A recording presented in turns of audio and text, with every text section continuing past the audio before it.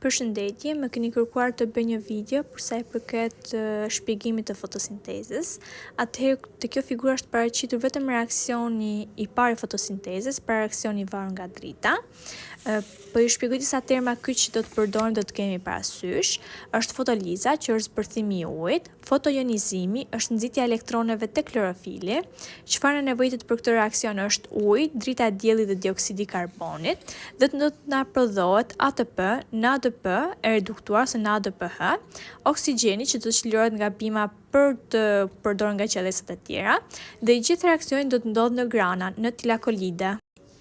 Atëherë, të paraqitur në figurë kemi klorofilën, është pompa e protoneve, është transportuesi i elektroneve dhe kanali ATP sintetas. Klorofila ka rolin që të thith dritën e diellit nga dielli dhe ta përdor atë për zbërthimin e ujit. Uji do të zbërthehet në 2 elektrone, në 2 protonë e hidrogjenit dhe në të dytën e oksigjenit.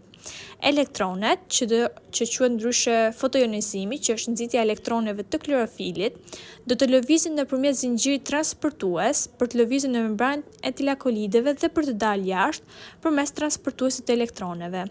Elektronet do të përdoren për formimin e NADP-s në NADPH, ndërsa protonet do të lëvizin për sa i përket në membranën e tilakolideve dhe do të dalin jashtë nëpërmjet kanalit ATP sintetas, duke bashkuar ADP plus P inorganik, që është fosfor inorganik, për të na formuar ATP-n. Pra, nëse në membranën e tilakolideve ne kishim ujë i cili u zbërthye në veprimin e dritës së diellit, ne kemi prodhimin e ADPH-s dhe të ATP-s. Dhe këto produkte do të ruhen nga bima për të përdorur në reaksionin e dytë të fotosintezës, që ndryshe quhet reakcioni i pavarur nga drita.